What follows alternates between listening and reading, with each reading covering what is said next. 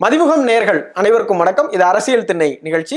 இன்னைக்கு நம்மளோட இணைஞ்சிருக்கிறது யாரு அப்படின்னா பத்திரிகையாளர் சேகுவேரா அவர்கள். வாங்க அவங்கள சந்திக்கலாம்.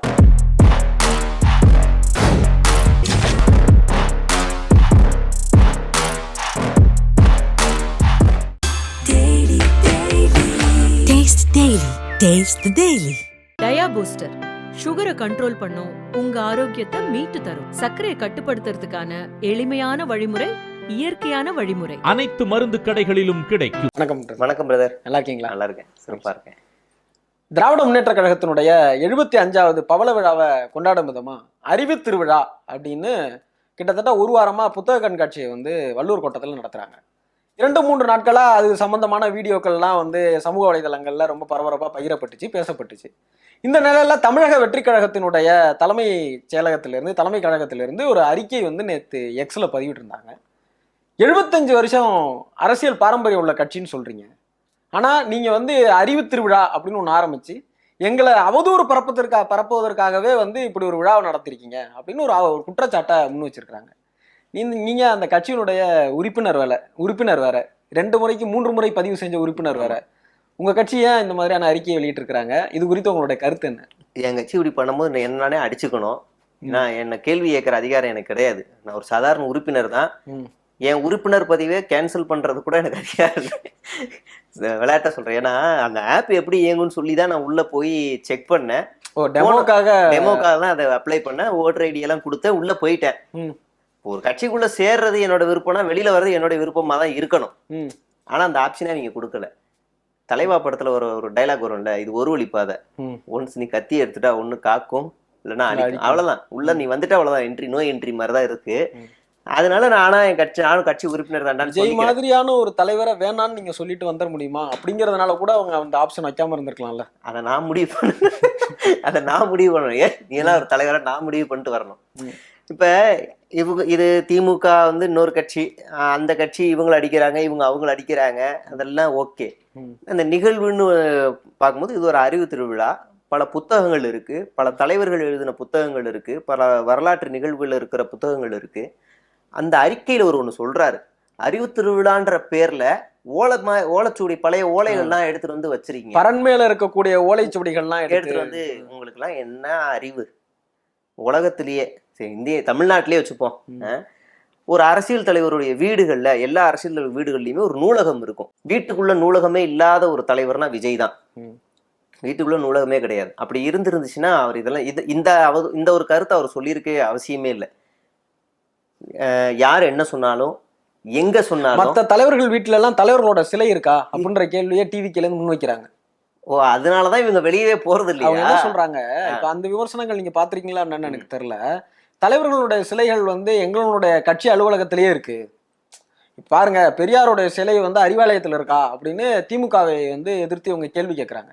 சரி, நீங்க புத்தகம் வச்சிருக்கிறத பெரிய விஷயமா பேசுறீங்க, தலைவருடைய சிலையே வச்சிருக்கிறாங்கன்னும் போது அவங்களுக்கு இப்படி கவுண்டர், லூசுத்தனமான கவுண்டர் கொடுத்தோம்னா நிறைய பேசிட்டே போகலாம். இல்ல அப்படிதான் கேக்குறாங்க அவங்க. பெரும் தலைவர்களுடைய பெயர்களை இங்க பேருந்து நிலையம், கல்லூரிகளுக்கு, மருத்துவமனைக்கு, இல்ல நூலகங்களுக்கு, இப்படி ஏரியாக்கு, தெருவுக்கு எல்லாம் வைக்கிறோம்ல. ஏன் தெரியுமா? அடுத்தடுத்து வர சந்ததியினர் இதை தெரிஞ்சுக்கணும் அப்படிங்கிறதுக்காக. அதுல திமுக, அதிமுக ரொம்பவே சிறப்பாவே இருக்கு. இங்க இருக்கிற பஸ் ஸ்டாண்டு எல்லாத்துலயுமே அவங்க கட்சி ஆளுங்களா இருந்தாலும் இது முன்னாடி இருந்த தலைவர்களுடைய பெயர்களை முதற்கொண்டு எல்லாமே, அது பாலத்துக்கு வைப்பாங்க, பெரிய சாலைக்கு வைப்பாங்க, எல்லாத்தையும் வச்சு நினைவு கூர்ந்துக்கிட்டு தான் இருக்கிறாங்க. வீட்டுக்குள்ள சிலையை வச்சுக்கிட்டு பிறந்தநாள் நினைவு நாள் வந்தா போய் மாலையை போட்டு நான் தாண்டா புரட்சியாளர்னு சொல்லக்கூடாது. சும்மா அன்னைக்கு நாள் மட்டும் நான் செலவு வச்சிருக்கேன் அப்படின்னு ஒரு ரூம் ஃபுல்லா ரேக்ல போட்டோ ஃப்ரேம் மட்டும், யாருக்காவது இன்னைக்கு நினைவு நாள் வரும்னா அந்த ஒரு கலர் பிரிண்ட் எடுத்து அந்த போட்டோ ஃப்ரேம் அதுல பிரிண்ட்டை சொருவிட்டு மாலையை போடுறது. இதுக்கு பேரு அரசியல் இல்லைல்ல. இப்படிலாம் வாதம் வைக்கக்கூடாது. பெரியார் என்ன எழுதினாருன்னு விஜய்கிட்ட ஒரு 10 நிமிஷம் கேட்டா பெப்ப. அம்பேத்கர் பத்தி ஒரு 2 வாரத்தை சொல்லுங்க அப்படின்னா பெப்ப. வேலுநாச்சியார் சொல்லியிருக்கீங்களே, அவங்களுடைய போர் யுத்தியை பத்தி ஒரு 5 நிமிஷம் சொல்லுங்கன்னா பெப்ப. எதுவும் தெரியாது.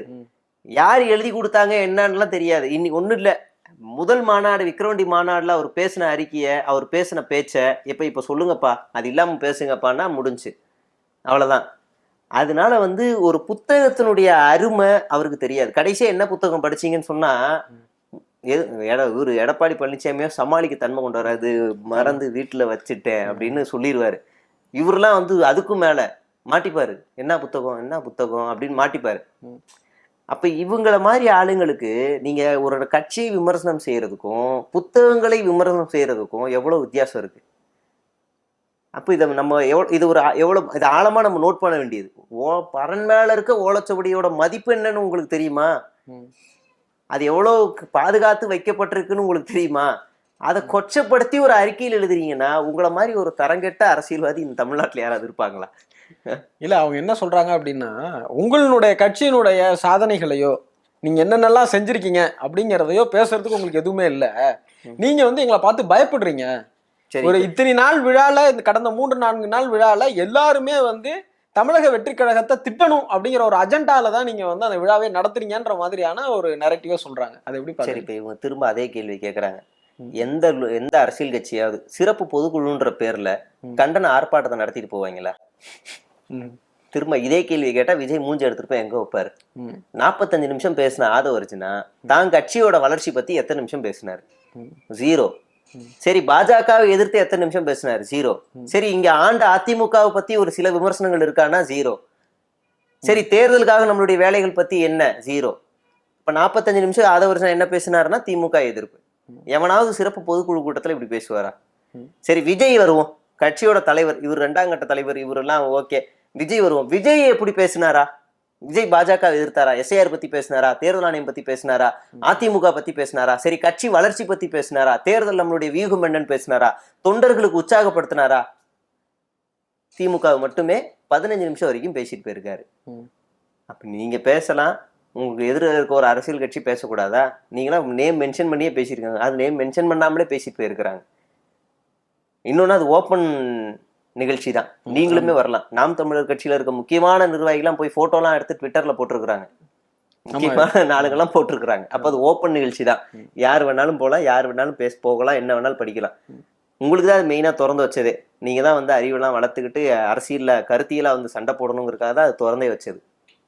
அதுக்காக தான். ஆனா அதையவே இவங்க கேள்வி கேட்கிற அளவுக்கு ரொம்ப நிலைமை மோசமா போயிருக்குது. இல்லை, இப்போ நீங்க சொன்ன மாதிரி அந்த சிறப்பு பொதுக்குழுல கூட பேசின திரு ஆதவ் அவர்கள் வந்து இப்போ அதுலேயுமே வந்து என்னன்னா, எப்போதும் விஜய் அவர்கள் தாக்கி பேசுவார்.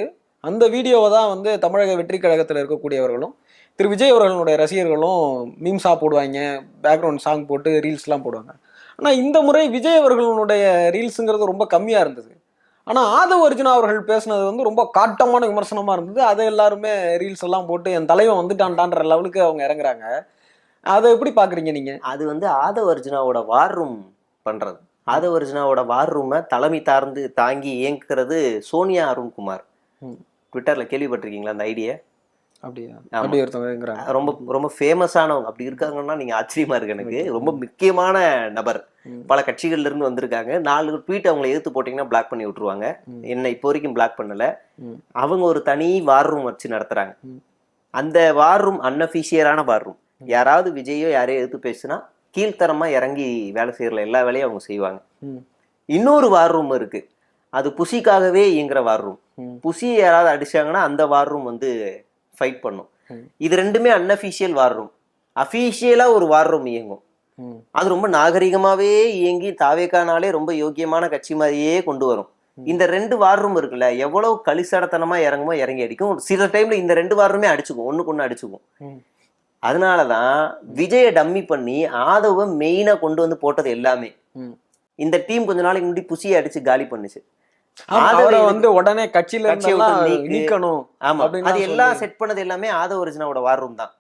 ஆதவ அர்ஜுனா தான். இப்ப இந்த விஜய் சொல்லக்கூடிய விர்ச்சுவல் வாரியர்ஸ்ங்கிறது யாரு? இவங்க எல்லாரும் யாருமே கிடையாது. அதெல்லாம் அந்த போர்வை வந்து எல்லாருக்குமே உண்டு. விர்ச்சுவல் வாரியர்ஸ்ன்ற போர்வை எல்லாருக்குமே உண்டு. அத 3ஆ இருக்கிறாங்க. ஆனா 3 குழுக்கள் இருக்கு. ஆமா, இதெல்லாம் ட்விஸ்ட் என்னன்னா லைலமணில ஒரு 3 பேரை சேர்த்து வச்சிருக்காங்க. அவனுக்கு ஒரு வார் ரூம்னு 3 பேர் இயங்குறாங்க லைலமணிக்கலாம். அப்ப இந்த 3 இருக்கு. இந்த நடுவுல இருக்கதான் ரொம்ப நாகரிகமா இயங்கி தாவேக்கானாலே ஒரு டீசன்ட் பாலிடிக்ஸ், தாவேக்கானாலே பெண்களை பாதுகாக்கும் அப்படின்னு. அதே இன்னொருத்த இங்க பார்த்தா ஒரு பொண்ணை மாஃப் பண்ணி போடுவான். இவனும் சலிச்சவன் இல்ல. இவன் என்ன பண்ணுவான்னா, ஒரு சில பொண்ணுங்களை பார்த்தா கல்யாணம் பண்ண தோணும், சில பொண்ணை லவ் பண்ண தோணும், சில பொண்ணை வெட்டி போட தோணும்னு இவன் போடுவான். 3மே இப்படிதான் இயங்கும். இந்த 3 வார் ரூமும் இப்படிதான் இயங்கும். அவங்க எல்லாருமே பேரு ரிச்சுவல் வாரியர்ஸ். டிவிக்கேனே பேர் போட்டிருப்பான். போயிட்டு லிவிங்ஸ்டன் ஆக்டரோட பொண்ணோட கமாண்ட்ல போயிட்டு உங்க அப்பா இன்னும் சாகலையான்னு கேட்பான். அந்த பொண்ணு திரும்ப செருப்பால் அடிச்ச மாதிரி கேள்வி கேட்கும். நீ எல்லாம் இன்னும் கரூர் ஸ்டாம்பீட்ல சாகலையா உன் குடும்பத்தோடன்னு கேட்கும். அடி வாங்கிட்டு திரும்ப இங்க வந்துருவான். போயிட்டு இதே ஆள் என்ன பண்ணுவான்னா ஆக்டர் சூரியோட கமாண்ட்ல போயிட்டு திண்ணையில படுத்தவனுக்கு வந்த வாழ்வை பாருன்னு கேட்பான். திரும்ப அவர் செருப்பால ஒரு கமாண்ட் போடுவார், அடிச்சு வாங்கிட்டு இங்க வந்துருவான். எல்லா இடத்துலயும் மேய்கிறது, எல்லா இடத்துலயும் அடி வாங்குறது, அசிங்கமா பேசுறது, இது எல்லாத்தையும் ஏவி இவங்களை மூர்க்கத்தனமா மாத்துனது எல்லாமே ஆதவ் டீம் தான். தன்னைத்தானே ப்ரொமோட் பண்ணிக்கணும். கட்சியில ஒரு சொல்லிக்கிற மாதிரி ஒரு பதவி வேணும். இப்ப தேர்தல் மேலாண்மை பொறுப்பாளர் சம்திங் ஏதோ ஒண்ணு. தேர்தல் முடிஞ்சதுக்கு அப்புறம் அந்த பொறுப்புக்கு என்ன வேல்யூ? இல்ல அப்படி ஒரு பொறுப்பே எனக்கு தெரிஞ்சு இல்ல. இதுல கொடுத்திருக்காங்க, இந்த கட்சிக்கு புதுசா கொடுத்திருக்காங்க. தேர்தல் முடிஞ்சதுக்கு அப்புறம் வேல்யூ என்ன வேல்யூ? ஆதவ் எந்த தொகுதியில் நின்னாலும் தோத்துருவாரு, அது வேற. ஆதவ் எந்த மூஞ்சிக்கும் தெரியாது. தெரிஞ்சது கட்சிக்குள்ளேயே ஒரு 4-5 பேருக்கு ஏதோ ஒரு தொகுதி 6 மாசம் இருங்க யார் ரவுடின்னு காட்டுறேன் அப்படின்ற அளவுக்கு அவர் பேசுறாரு. மேபி தோத்த கோவத்துல ஏதாவது பண்ணலாம். காவல்துறை இவரை கண்காணி பட்டியல வைக்கணும். இவர் தோத்துட்டாருன்னா இவருடைய பொலிட்டிக்கல் ஜேர்னி என்ன, இவருடைய ரோலுக்கான மதிப்பு என்ன? தேர்தல் வியூக பொறுப்பாளர் சம்திங். தேர்தலே முடிஞ்சிருச்சுன்னு உட்கார வச்சிருவாங்களே, அப்ப இவர் எதுக்கு அடி போடுறாரு? தேர்தலுக்கு வேலை பார்ப்பாரோ? அது வேற கட்சிக்கு வேணா உடனே போவாரு. இவர் அடி போடுறது பொதுச் செயலாளர் பதவிக்கு. பொதுச் செயலாளர் புசி ஆனந்த் அவர்கள் ஆல்ரெடி இந்த இயக்கத்துல இருக்கிறாங்க. ரசிகர் மன்றமா இருந்ததுல இருந்து அவ்வளவு அவரை ஓரம் கட்டுறதுக்கான வேலைகள் தான் இங்க நடக்குது. இப்போ நீங்க ரீசெண்டா கொஞ்ச நாளா பாத்துருந்தீங்கன்னா புசி ஆனந்த் எதுவுமே பெருசா ரியாக்ட் ஆகுறது இல்ல, எங்கேயும் போறது இல்ல, பெருசா பேசுறது இல்ல. இந்த சிறப்பு பொதுக்குழுல கூட சும்மா எழுதி கொடுத்தத ஒரு 5 நிமிஷத்துல பேசிட்டு கிளம்பி போனவர். பொதுவா ஒரு நிகழ்ச்சி ஏற்பாடு நடக்குதுன்னா புசிய சுத்தியே ஒரு ஊடகம் இருக்கும். ஆமா, அவர் பரபரப்பா இயங்கிக்கிட்டே இருப்பாரு, வண்டியில போவாரு, நடந்து போவாரு. ஆமா, சாப்பிட்டியா போ அப்படிலாம் சொல்லி அவர் இன்டராக்ஷன் பண்ணி அவரை சுத்தியே அவர் கூட நான் க்ளோஸா இருக்கேனே. இப்போ ஒரு 10 மாவட்ட செயலர் ரீல்ஸ் போடுவான். அந்த போட்டோஸ்லாம் பார்த்திருப்பீங்க. அப்ப இந்த சிறப்பு பொதுக்குழுலையோ இல்ல மகாபலிபுரம் இஷ்யூலையோ இல்ல அதுக்கடுத்து நடந்துச்சுல 28 பேர் கொண்ட குழு, அப்புறம் இந்த காவல்துறை ஓய்வு பெற்ற அதிகாரிகள் குழு, பெண்கள் மாவட்ட குழு, இப்படி எல்லாம் வந்துச்சுல. இங்கெல்லாம் புசியோட ரோல் என்ன? சத்தம் இல்லாம இறங்கி புசுக்குன்னு உள்ள போயிட்டாரு. அப்ப எல்லாமே அவர் ஒடுக்க ஆரம்பிச்சுட்டாங்க. இந்த பதவிக்கு இப்ப எல்லாரும் அடி போடுறாங்க. ஒண்ணு அருண்ராஜ் தனியா அடி போடுறாரு, ஆதவர்ஜனா அடி போடுறாரு. இந்த லாபிஸ் தனியா ஏங்கிக்கிட்டு இருக்கு. உள்ள கலவரம் பயங்கரமா முத்துது, வெளியே சொல்லிக்க மாட்டாங்க. கலவரம் பயங்கரமா முத்துது. இதுக்கு நடுவுல மாட்டிக்கிட்டு தான் விஜய் மொழி பிதுங்கி போய் என்ன செய்யறதுன்னு தெரியாம ஜான் எழுதி கொடுக்குற எல்லாத்தையும் அறிக்கையா வெளியே விட்டுக்கிட்டு இருக்காரு. கண்ணை மூடிட்டு வெளியே விட்டுக்கிட்டு இருக்காரு. இல்ல இப்ப என்னன்னா நீங்க சொன்னோன்னே இப்போ அந்த அருண்ராஜ் ஐஆர்எஸ் அவங்க கூட சமீபமா ஒரு இன்னைக்கா நேத்திக்கான்னு தெரியல பத்திரிகையாளர்களை சந்திச்சாங்க. அவங்க பகிரங்கமாவே என்ன சொல்றாங்கன்னா, கரூர் துயர சம்பவத்துக்கு பிற்பாடு தாவேகா மேலேயோ அல்லது விஜய் மேலேயோ மக்கள்கிட்ட அதிருப்தி ஏற்படும் திமுக எதிர்பார்த்துச்சு. ஆனா மக்கள் அந்த மாதிரியான அதிருப்தியை விஜய் மேலேயோ தாவேகா மேலேயோ ஏற்படவே இல்லை. அந்த மாதிரியான எதிர்ப்பால ஏற்படலன்னு சொல்லிட்டு சிரிக்கிறாரு. இது அவரோட கிரெடிபிலிட்டிக்கு ஒரு இதுவா இருக்காதா? சரி, விஜய் அப்ப கரூர்ல நிக்க சொல்லலாம். விஜய் கரூர்ல போட்டியிட சொல்லுவோம். அவருக்கு நல்ல செல்வாக்கு இருக்கு. 234 தொகுதியிலையும் விஜய் தான் வேட்பாளர். கரூர்ல மட்டும் நின்று ஜெயிக்க சொல்லுவோம். உங்களுக்கு தான் செல்வாக்கு அதிகமா இருக்குல்ல. சரி, கொங்கு பெல்ட்ல ஏதாவது ஒரு இடத்துல நின்று ஜெயிச்சு காட்டுங்க போதும். நீங்களும் கோயம்புத்தூர் தான், விஜயும் கோயம்புத்தூர்கார தானே. கோயம்புத்தூர் மாப்பிள்ளைலாம் படம் எடுத்துருக்கீங்க, நீங்க நின்று காட்டுங்க. அப்ப தெரியும். நீங்க கரூர்ல நின்று ஜெயிச்சிட்டீங்கன்னா, செந்தில் பாலாஜியை எதிர்த்து நீங்க நின்று ஜெயிச்சிட்டீங்கன்னா உண்மையிலேயே நீங்க பெரிய ஆளுதான். சரி, அது கூட வேணாம். சேப்பாக்கத்துல நில்லுங்க, குளத்தூர்ல நில்லுங்க, இல்ல ஸ்டார் கேண்டிடேட்டா இருக்கிற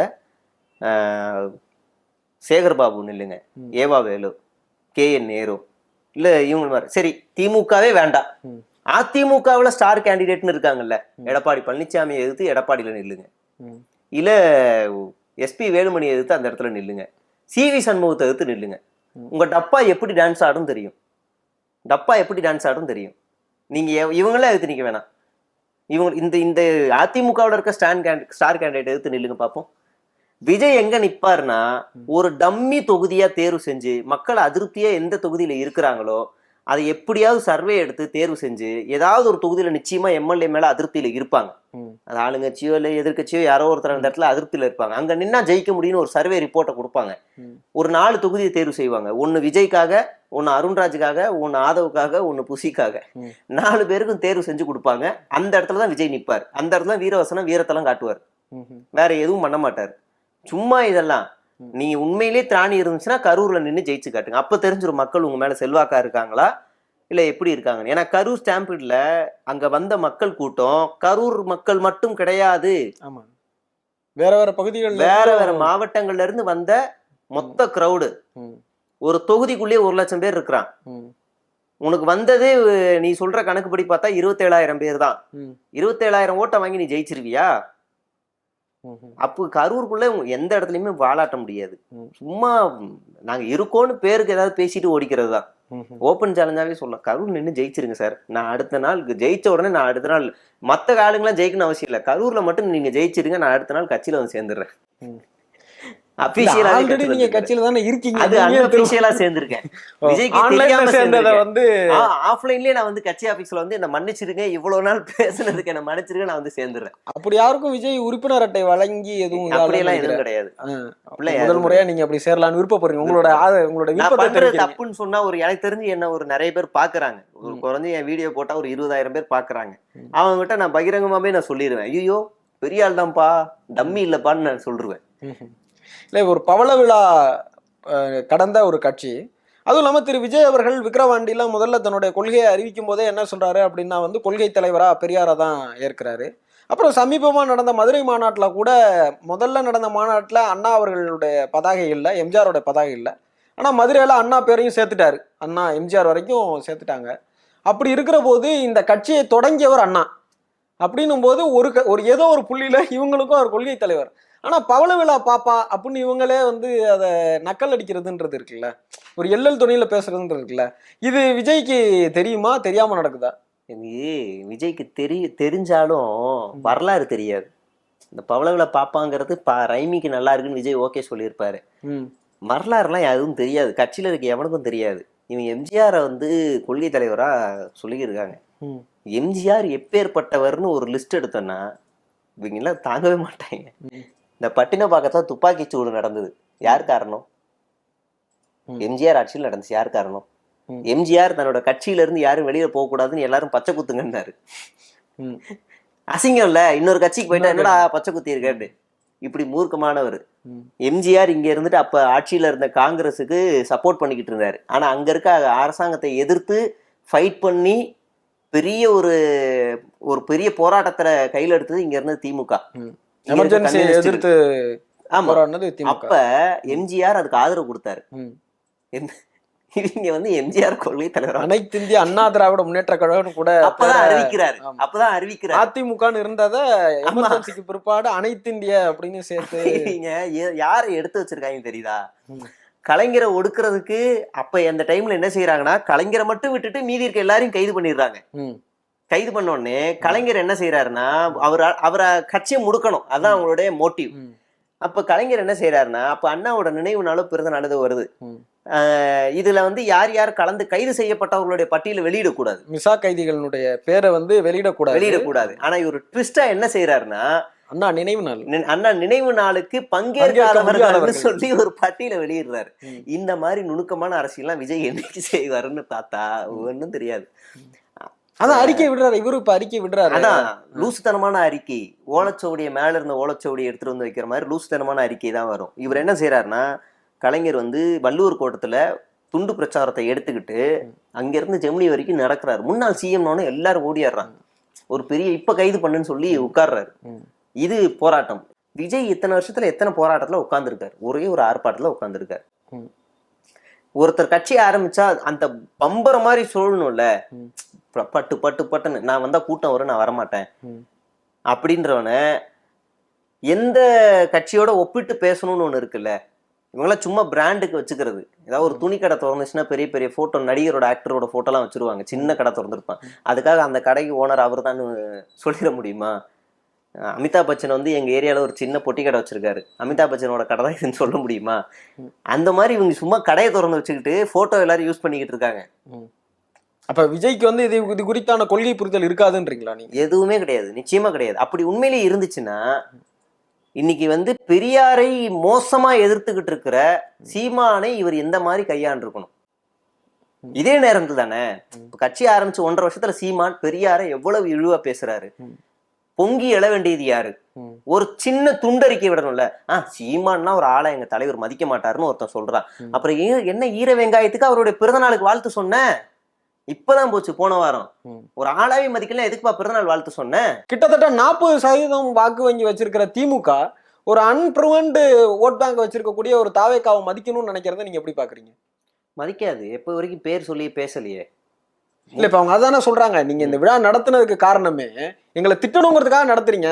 நாங்க எங்க தலைவர் வந்து ஒரு அனுமதி கேட்கிறாரு அப்படின்னா எங்களுக்கான இடங்கள், முறையான இடங்கள் கொடுக்கறது இல்ல. நாங்க வந்து இந்த பிரச்சாரம் நடத்தணும் அப்படின்னா எங்களுக்கான முன்னேற்பாடுகள் செய்யறது இல்ல. காவல்துறையில இருந்து எங்களுக்கு நெருக்கடிகள் கொடுக்கப்படுது அப்படின்லாம் சொல்றாங்க. அதாவது இது வந்து என்னன்னா, இவங்க பின்னாடி வந்து ஜென்சி இருக்காங்க. கலவரம்லாம் ஒரு ஜென்சி ஜென்சி போர் இருக்கா. நடக்கும்னு வந்து ஓப்பனாவே ஆதரவாளர்கள் சொல்றாரு. சொன்னாரு. அப்ப இவனுங்க பேசிக்கிட்டே இருக்கிற அவதூறுகள் இருக்குல்ல, ம், தொடர்ந்து இந்த அவதூறுகளா பேசிக்கிட்டே இருக்கிறானுங்க. ம், அந்த அவதூறே முதல்ல இல்லீகல், நான் அதை பின்னாடி சொல்றேன். ம், இந்த அவதூறுகளுக்கு ஒரு ஒரு பாயிண்ட் அவுட் நம்ம சொல்லியே ஆகணும். ம். ஒரு இடங்கள்ல நிச்சயமா சொல்லியே ஆகணும். அதுக்கு பொருத்தமான இடம் இந்த திருவிழா. அப்ப இந்த இடத்துல சொல்லணும்னு தான் திருமாவளவன் முதற்கொண்டு எல்லாருமே பேச ஆரம்பிக்கிறாங்க. ம். இந்த இடத்துல சொல்லிதான் ஆகணும். ஏன்னா காவல்துறை பர்மிஷனே கொடுக்கல அப்படின்னு ஒரு குற்றச்சாட்டு வைக்கிறாங்க. 27ஆம் தேதிக்கு 26ஆம் தேதி தான் கொடுத்தாங்கன்றான். ம். இவன் கேட்டதே 25ஆம் தேதி தான். ம். அப்ப ஆளுங்கட்சிக்கு நிகரா இவங்க ஓவர் ஃபாஸ்ட்ல கொடுத்துருக்குறாங்க. ம். ரெண்டாவது டிஎஸ்பி வந்து எங்களை வழிமறைச்சு எங்கள்கிட்ட சொல்லவே இல்லை, எந்த போலீஸும் வரலங்கிறான். உன்கிட்ட 68 ட்ரோன் இருக்குப்பா, ம். உன்கிட்ட முன்னாடி ஒரு யூனிட் கேமரா இருக்கு, உன் பஸ்ஸோட சிசிடிவி இருக்கு. நீ ராகுல் காந்தி மாதிரி ஒரு எல்இடி டிவில போட்டு இங்க பாருங்க வரவே இல்லைன்னு போட்டு காமிச்சா முடிஞ்சு. ம். அதை நீ செய்யல, மாறா குற்றச்சாட்டு வைக்கிற. ம். பஸ்ஸுக்குள்ள ஒரு ஆளு ஷூட்டிங் இருந்துச்சு, டைரக்டர் இருந்தாருன்னு சொல்றாரு. பஸ்ஸுக்குள்ள இருந்த சிசிடிவி வெளியிட்டு இங்க பாருங்க உள்ள யாருமே இல்லைன்னு போட்டா நம்புவானுங்க. ம். இதுல நீ எங்களெல்லாம் நம்ப வைக்கணும் அவசியம் இல்லை, உன் கட்சி தொண்டனை நம்ப வைக்கலாம். அப்ப ஒரு பெரிய ஆபத்தான ஒரு அவதூறு அரசியலை செய்யும் போது இதெல்லாம் இல்ல அப்படின்னு சொல்ல வேண்டிய இடத்துல அவங்களும் இருக்காங்கல்ல, ம். அவங்க சொல்லுவாங்க. இன்னொன்னு சும்மா எல்லாத்துக்கும் ரியாக்ட் ஆகுற கட்சியால நம்ம இந்த கட்சியை பார்க்க முடியாது. இங்க திமுக கூட்டணியில இருக்க எல்லாரையுமே சேர்த்தே சொல்றேன், எல்லா கூட்டணி கட்சிகளுமே சீமானுக்கோ விஜய்க்கோ ரொம்ப நேரம் எல்லாத்தையும் போட்டு எதிர்த்துக்கிட்டே இருக்க மாட்டாங்க. நேரத்துக்கு கரெக்டான நேரத்துல இதுக்கு மட்டும் எதிர்க்கணும்னு போட்டு எதிர்த்து போயிடுவாங்க. சீமான் ரொம்ப மோசமான அரசியலை கையில் எடுக்கும்போது எதிர்த்தாங்க, பெரியார் எதிர்த்து பேசும்போது எதிர்த்தாங்க.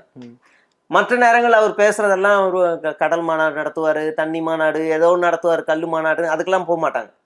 போ அப்படின்னுட்டு போய் தட்டி கழிச்சுட்டு போயிட்டே இருப்பாங்க. இப்ப எதை எதிர்க்கணும்னு ஒண்ணு இருக்குல்ல, அப்ப எதை எதிர்க்கணுமோ, எந்த இடத்த எதிர்க்காம விட்டுட்டா அது பெரிய பிரச்சனையாயிருமோ அதை கரெக்டா பாயிண்ட் அவுட் பண்ணி தான் எதிர்க்கிறாங்க. அது கரெக்டா தான் இருக்கு. இன்னொன்னு என்னன்னா, சிபிஐ விசாரணை நடந்துகிட்டு இருக்கு. உச்சநீதிமன்றம் ஒரு உத்தரவு போட்டிருக்கு, இந்த மாதிரி ஒரு குழு அமைச்சு உத்தரவு போட்டிருக்கு. சிபிஐ விசாரணையே இன்னும் முடியல, அதுக்குள்ள ஆதவர்ஸ்னா இப்படி ஒரு குற்றச்சாட்டை பொது வெளியில அப்போ சிபிஐ வந்திருக்கான் அப்படின்னு வந்து அப்படி சொல்றது இல்லீகலா இல்லையா? இது இல்லீகல். ஒரு வழக்கு போயிட்டு இருக்கும் போது பொது வெளியில என்ன நடந்துச்சுங்கிறத ரிவீல் பண்றது அது இல்லீகல். அந்த சிபிஐ இந்த இடத்துல இருந்தே விசாரிச்சு ஆதவர்ஸ் மேல ஃபைல் பண்ணணும், கேஸ் ஃபைல் பண்ணணும். ஆனா இப்போ வரைக்கும் பண்ணல. ரெண்டாவது இன்னொன்னு சொல்றேன், இந்த வழக்குல சம்பந்தப்பட்டவர்கள் யாரு? பாதிக்கப்பட்ட மக்கள். அது விக்டிம். அது விக்டிம். சம்பந்தப்பட்ட நபர்கள்ல வந்து இவங்க விஜய் இருக்கிறாரு, அது இல்லாம அந்த மாவட்ட கழக செயலாளர் இருக்காரு, அந்த பிரதிநிதிகள் இருக்காங்க. எதுல வந்து அரசாங்கம் இருக்குது, காவல்துறை இருக்குது. விக்டிம ரூம்குள்ள வச்சு கதவை சாத்திக்கிட்டு பார்த்தா அது இல்லீகலா லீகலா? கேஸ் ஃபைல் நடந்துகிட்டு இருக்கு. அப்ப இவரு விதியை மீறி இருக்கிறாரு. யார் விசாரணையின் போக்கை வந்து திசை மாத்துற எமோஷனல் பிளாக்மெயில். ஓ, கால்ல விழுந்தாரு, அழுதாரு, எமோஷனல் பிளாக்மெயில். உங்களை யாரு பார்க்க சொன்னா? சிபிஐ அதிகாரி உள்ள இருந்தாரா? அவங்ககிட்ட பெர்மிஷன் வாங்குனீங்களா? நீங்க என்ன உருட்டுனீங்க? எங்களுக்கு மண்டபம் கிடைக்கல, இன்னொன்னு சிபிஐ பர்மிஷன் கொடுக்கணும், கரூர் போறவர்களும் கேட்டீங்க, அவங்களை இங்க வர வச்சுட்டீங்க, ரூம்குள்ள கதவு சாத்திருக்கீங்க, ஃபுட்டேஜ் இருக்கா, வீடியோ ஃபுட்டேஜ் எடுத்து வச்சிருக்கோம், நாங்க எதுவும் பேசலன்னு சொல்ல முடியுமா? ஏன் எதுவுமே சொல்லல? லைலாமணி சொல்றாரு பொதுச் செயலாளர் கூட இல்ல அப்படிங்கிறாரு. கான்பிடென்ஷியலா நீ வழக்கு நடந்துட்டு இருக்கும்போது என்ன உனக்கு கான்பிடென்ஷியல்? அப்ப ரெண்டு இடத்துல விதியவே மீறுறாங்க.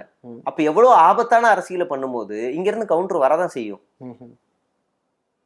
இல்ல இப்ப எனக்கு என்ன இதுல நீங்க இந்த செய்தியை சொன்னோன்னு சொல்றேன். இப்போ நக்கீரன் அவர்கள் பத்திரிகையாளர் என்ன சொன்னாங்க, ஒரு ஷூட்டிங் நடந்தது, ஜனநாயகன் திரைப்படத்திற்கான ஷூட்டிங்காக இந்த கேமராக்கள்லாம் பயன்படுத்தப்பட்டிருக்கு அப்படின்னு. சமீபமா அவரோட இந்த ஃபர்ஸ்ட் சிங்கிள் மட்டும் ஒரு பாடல் ரிலீஸ் ஆயிருக்கு. அதுல கூட அந்த கூட்டங்கள்லாம், பெருவாரியான கூட்டங்களுக்கு மத்தியில விஜய் அவர்கள் நிக்கிற மாதிரியான அனிமேஷன்ஸ், அந்த சீன்ஸ் எல்லாம் வருது. கிட்டத்தட்ட அது உண்மையோங்கிற ஒரு சந்தேகத்தை ஏற்படுத்துது. இந்த நிலைமையில கரூர் துயர சம்பவத்திற்காக நாங்க ரொம்ப கனத்த இதயத்தோட மௌன அஞ்சலி அனுஷ்டிக்கிறோம் அந்த 30 நாள் நிகழ்ச்சி முடிகிற வரைக்கும் நாங்கள் மௌனமாக இருப்போம் அப்படிலாம் சொன்னவங்க அவங்கள சந்திச்சாங்க. சந்தித்த 2-3 நாட்களுக்குள்ளார பொதுக்குழு அறிவிச்சாங்க. பொதுக்குழு முடிஞ்ச 2-3 நாட்களுக்குள்ளார ஃபர்ஸ்ட் சிங்கிள் வருது. அப்படிங்கிற போது இதை படத்துக்காக ஒருவேளை இது படத்தினுடைய வசூலை பாதிச்சிருமோ அப்படிங்கிறதுக்காக இதெல்லாம் செய்யப்பட்டதா, அல்லது உண்மையிலேயே சிபிஐ விசாரணை வந்து திசை வழி போக்க மாற்றணுங்கிறதுக்காக விக்டிமை சந்திச்சாரா? அதாவது இவங்க என்ன நரேட்டிவ் ஸ்டார்டிங்கே செட் பண்ணானுங்கன்னா, இது இன்னமும் சைலண்டாவே வச்சிருப்போம், விஜய் வந்து ரொம்ப பாதிக்கப்பட்டிருக்காரு அப்படின்ற மாதிரியே செட் பண்ணிக்கிட்டே போவோம்னா பிளானிங்கே. இன்னும் கூட இதை இழைச்சிட்டாரு, சேவ் கூட பண்ணல, அப்படிதான் இதோட பிளானிங்கே ஓடுச்சு. ஆனா இவங்க கெட்ட நேரம் தேவர் ஜெயந்தி வந்துருச்சு. தேவர் ஜெயந்தி இன்னைக்கு வந்து அரசியல்ல தவிர்க்க முடியாத ஒரு நிகழ்வு. அரசியல் கட்சி வட்டாரங்கள்ல எந்த அரசியல் கட்சி தலைவரா இருந்தாலும் ஓடிடுவாங்க. அது எலெக்ஷனுக்கு முன்னாடி வர தேவர் ஜெயந்தினா ஒட்டுமொத்த எல்லாரும் ஓடிடுவாங்க. அது மரியாதை, ஓட்டு, அதெல்லாம் ஏதோ ஒண்ணு இருக்கட்டும், ஏதோ ஒண்ணு இருக்கு. அப்ப இது வரும்போது தாவேகா எல்லாரும் பதுங்கி இருந்தா என்ன ஆகும்? மாட்டுவோம். அப்ப அவசர அவசரமா மகாபலிபுரத்துக்கு வர வைக்கிறது. அதுக்கு அடுத்து அன்னைக்கு அன்னைக்கெல்லாம் ஒரு சேனல் பாக்குறேன், அவன் அன்னைக்கு வரைக்கும் விஜயை கழுவி ஊத்திக்கிட்டு இருந்தவன் அன்னைக்கு திடீர்னு விஜயை பார்த்துட்டு அவர் கொடையை பிடிச்சிட்டு வந்த உடனே எல்லாரையும் பார்த்துட்டு நொறுங்கி போய் வராருன்னு டைட்டில் போடுறான். எனக்கு பார்த்தோன்னே எரிச்சல் ஆயிருச்சு. டேய் என்னடா நீங்க எல்லாம் ஊடகம் நடத்துறீங்க அப்படின்ற மாதிரி டென்ஷன் ஆயிருச்சு. இவராடா நொறுங்கி வர BMW கார்ல வந்து இறங்கிட்டு போறேன்னவன் டென்ஷன் ஆயிருச்சு எனக்கு பார்த்துட்டு. அப்ப இந்த நெரேட்டிவ் அவர் மீண்டுட்டார், அதாவது 20% ரெக்கவர் ஆயிட்டார் அப்படின்னு ஒரு ரெஜிஸ்டர் பண்ணிட்டாங்க. தேவர் ஜெயந்தி அன்னைக்கு போட்டோ போடுறாங்க, நல்லா குஜிட்டிக்கா இருந்தாரு ஆளு. தேவர் ஜெயந்தி போட்டோ வீட்டுக்குள்ளே போட்டு வெளில வர்றாரு. அப்ப அடுத்தடுத்த நிகழ்வுகள் பார்க்கும்போது பொதுக்குழுவுல நல்லாவே தெம்பா அத மீண்டு வந்துட்டாரு, பேசிட்டாரு. விஜய் பேச வேண்டிய அந்த ஒரு வார்த்தைக்கு தானே, விஜய் பேசுறதை எல்லாரும் கேட்கணும். விஜயை பாக்குறாங்க, அங்கங்க பாக்குறாங்க, விஜய் பேசுறதை கேட்கணும், அவர் கோவத்தை வெளிக்காட்டணும் அப்படின்னு காட்ட வைக்கிறது காமிச்சிட்டாங்க. ஓகே, எல்லாம் நார்மல் ஆயிடுச்சு. விஜய் வந்து 100 பேர் அவர் ஏறி மிதிச்சுட்டு போனதுல இருந்து இன்னைக்குதான் அவர் ICUல இருந்து வெளியில வந்துட்டாருன்ற மாதிரி காமிச்சிட்டாங்க. காமிச்ச உடனே இப்ப இந்த சிங்கிளை வெளியிடுறது உங்களுக்கு புரியுதா? யாரு பாதிக்கப்பட்டு மீண்டு வந்த மாதிரி காமிச்சிருக்கா? விஜய் தான் இப்ப பாதிப்புல இருந்திருக்கிறாரு. ஆமா, இப்ப அவர் வந்து அந்த பாதிப்புல இருந்து மெல்ல மெல்ல வெளியில வந்து இப்பதான் அவர் சிரிக்கவே ஆரம்பிச்சிருக்காரு. அப்படிங்கறதுக்காக தான் இந்த சிங்கிளை வெளியிட்டது. அதுல நீ வந்து இது சிஜி, இது போட்டோஷாப் அப்படி இப்படிங்கிறாங்க. அதை ஒரு பையன் ஏஐல போட்டு அனலிஸ் பண்ணி சொல்லிட்டான், இது பக்காவா ஏஐல ஏற்கனவே எடுத்த ஒரு போட்டோவோட ஒரு வீடியோவோட ஒரு காட்சி தான், அதுல இருந்து மேக் பண்ணதுதான் அப்படின்னு அந்த ஏஐ ரெஃபரன்ஸா கொடுக்குது. அந்த அளவுக்கு தான் இவங்க அயோக்கியத்தனம் கூட பச்சையா ஒழுங்கா பண்ண தெரியல. படத்தை பாருங்க அப்படிலாம் இவங்க சொல்றானுங்க. படமா பார்க்கலாம், நீ எல்லாம் படத்துலயே இருந்திருக்க வேண்டியதானே, எதுக்கு அரசியலுக்கு வந்தேன்னு நம்ம திரும்ப கேட்கணும். இப்ப இந்த சீன் இங்க வைக்க வேண்டிய அவசியமும் இல்லை. இன்னொருத்தன் சொல்றான், இது கரூர் இல்ல நாமக்கல், ஏதோ ஒண்ணுடா உங்க அந்த சுற்றுப்பயணம் அப்ப ஷூட்டிங் தானே ஒத்துக்கிறியா அப்படின்னா அதெல்லாம் ஒத்துக்க முடியாது. ஏதோ ஒண்ணு இந்த சுற்றுப்பயணத்துல மக்கள் கூட்டத்தை வர வச்சு காட்ட வைக்கிற வேண்டியதுதான் இந்த படத்தோட ஒரு கான்செப்ட் ஆஃப் த ஒரு ஸ்கிரீன். அதுதான் நீங்க ஆசைப்பட்டிருக்கீங்க. அதுல கரூர்ல விபத்து நடந்துருச்சு, ஆனா இப்ப இதுக்கு முன்னாடி நடந்த எல்லா இடத்துலயுமே ஷூட்டிங் நடந்திருக்குங்கிறது நீயே ஒத்துக்குற அப்படின்னா ஒத்துக்க மாட்டான்.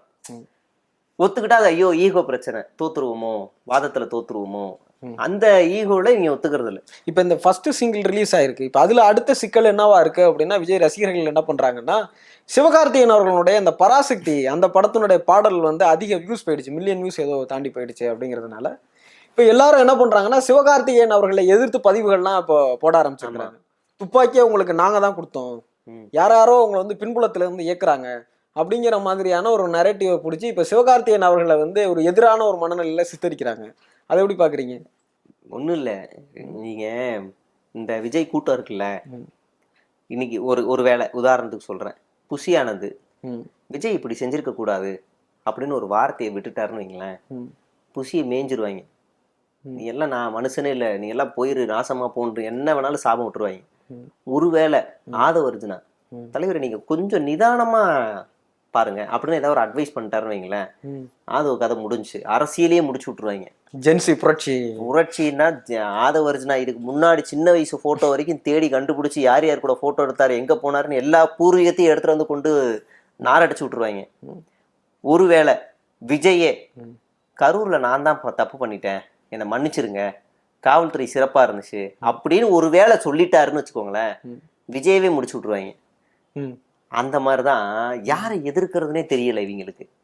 யார் எதிர்க்குன்னு தெரியாம இது நடந்திருக்கு. நான் சும்மா உதாரணமா சொல்லல. அந்த கட்சியில இருக்க ஒரு பையன் இவங்களுக்கு அறிவுரை தான் சொன்னான். ஏன்டா ஆயுத பூஜை கொண்டாடுனீங்க, செத்து 4 நாள் கூட ஆகலடா, எதுக்குடா ஆயுத பூஜை கொண்டாடுனீங்க, நான் அறிவுரை தான் சொன்னான்.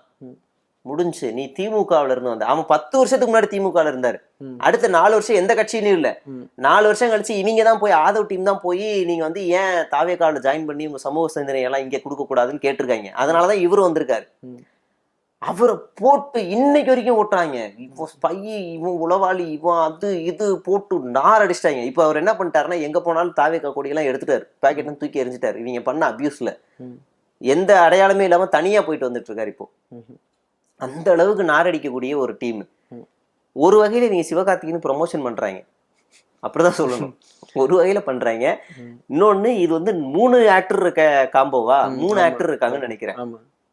இன்னொன்னு சொல்லவே வேணாம், சுதா கங்குராவோட படம் வந்து பயங்கர ஹிட் ஆகும். கொஞ்சம் டிஃப்ரெண்டான கான்செப்ட்ல இருக்கும். இந்த படத்தை விட இந்த படம் வசூல்ல ஹிட் ஆயிருச்சுன்னா அசிங்கம் வேற. அதனால அண்டர் டீலிங் கூட நடக்க வாய்ப்பு இருக்கு. கொஞ்சம் தள்ளி ரிலீஸ் பண்ணுங்க. இல்ல இந்த படம் 9ஆம் தேதி ரிலீஸ், அந்த படம் 14 15 ரிலீஸ் பண்ண இருக்கு. தள்ளி தான் ரிலீஸ். அப்படியா? ஆனாலும் நீங்க இந்த மாசமே ரிலீஸ் பண்ண கூடாது. ஏன்னா ஆதவ் என்ன சொல்றாருன்னா, ஜனநாயகன் ரிலீஸ் ஆயிடுச்சுன்னா 26% இருக்கு எங்களுடைய வாக்கு சதவீதம் 40,000ங்கிறாரு. ஓ, தமிழ்நாட்டு மக்கள் என்ன அவ்வளவு முட்டாளா? ஒரு படத்தை பார்த்து நான் இனிமே விஜய்க்கு தான் ஓட்டு போடணும்னு சொல்ற அளவுக்கு எந்த படம் உங்களுக்கு அப்படி தமிழ்நாட்டுல தாக்கத்தை ஏற்படுத்திருச்சு? எந்த படம் இந்த கடைசி ஒரு 10-20 வருஷத்துல ஆயிடுச்சு? எனக்கு தெரிஞ்ச ஜெய் பீம்னு ஒரு படம் தாக்கத்தை ஏற்படுத்துச்சு. எனக்கு தெரிஞ்ச அந்த ஒரு படம் தான் 30 நாள் பேசினாங்க தமிழ்நாட்டுல. ஒரு 30 நாள் பேசினாங்க. அதுவுமே ஓடிடில வந்துச்சு, சினிமால வரல. அப்ப இவன் என்ன நினைச்சிட்டு இருக்காங்கன்னா, ஒரு படம் வந்துச்சுன்னா என்ன பேசுவோம்? அதிகபட்சம் ஒரு படத்துக்கு முன்னாடி ஒரு 5 நாள் ப்ரொமோஷனுக்காக பேசுவோம். ரிலீஸ் ஆன உடனே ஒரு 5 நாள் ப்ரொமோஷனுக்காக பேசுவோம். அடுத்த ஒரு 10 நாள் அதை பத்தி பேச மாட்டோம். தியேட்டர்ல வேற எல்லாம் போக ஆரம்பிச்சிரும். அடுத்து ஒரு 30 நாள் கழிச்சு ஓடிடில வரும்போது அதை பத்தி லைட்டா 2-3 பேர் பேசுவோம், அவ்வளவுதான். இதுக்காக எனக்கு ஒரு 14% வாக்கு சதவீதம் ஏறும் அப்படின்னா இதெல்லாம் நம்ம என்னங்க? எனக்கு ஆச்சரியமா இருக்கு.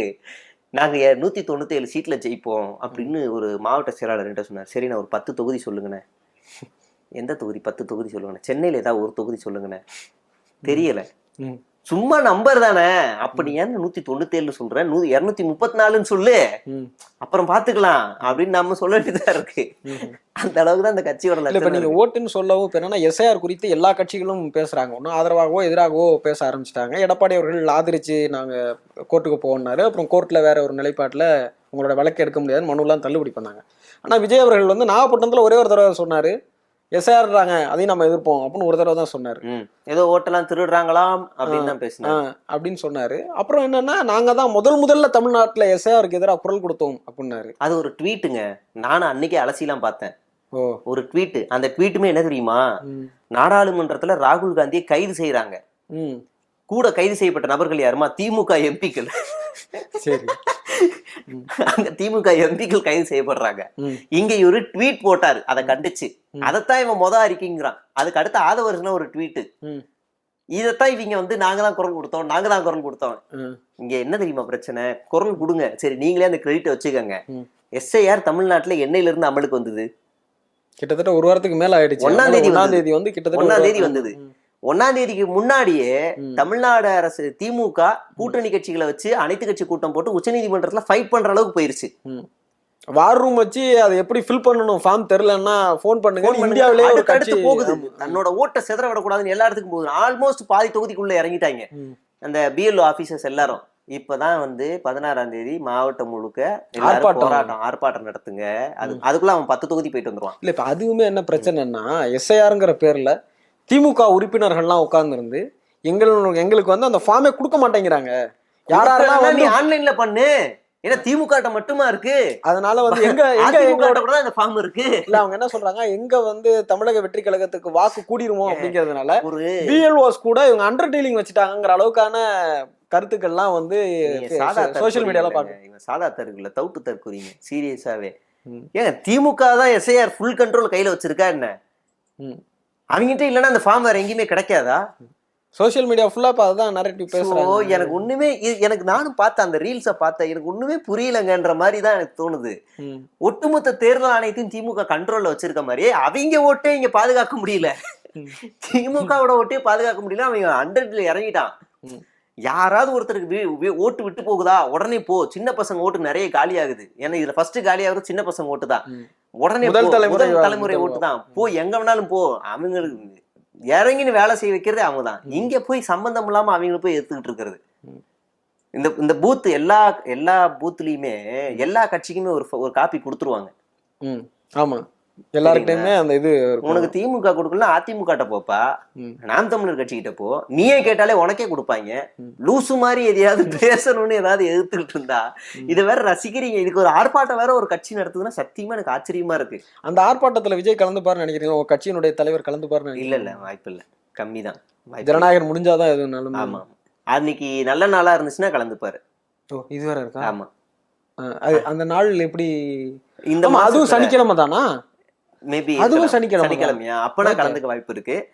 அந்த நாள் வந்து நல்ல நாளா, நல்ல முகூர்த்த நாளா இருந்துச்சுன்னா கலந்துப்பாரு. ஏன்னா இந்த சிறப்பு பொதுக்குழு 10 மணிக்குன்னு ஆரம்பிச்சாங்க. கடைசி நேரத்துல ஜோசியக்காரன் என்ன பண்ணிட்டானா 10:45 தான் நல்ல நேரம், நீங்க அப்ப வீட்டுல இருந்து கிளம்புனாதான் சரியா இருக்குன்னு சொன்னதுனாலதான் 10:45 வீட்டுல இருந்து கிளம்புனாரு. அது மாதிரிதான் நான் வேணா உங்களுக்கு ஒரு போட்டோ அனுப்புறேன். இது வரைக்கும் தாவேகா நடத்தின எல்லா கூட்டமுமே, பெரியாரை கொள்கை தலைவரா வச்சிருக்கிற, அம்பேத்கரை கொள்கை தலைவரா வச்சிருக்கிற தாவேகா இது வரைக்கும் நடத்தின எல்லா நிகழ்வுகளும் ஒரு நல்ல நேரம் நல்ல நாள் பார்த்து நடந்திருக்கு.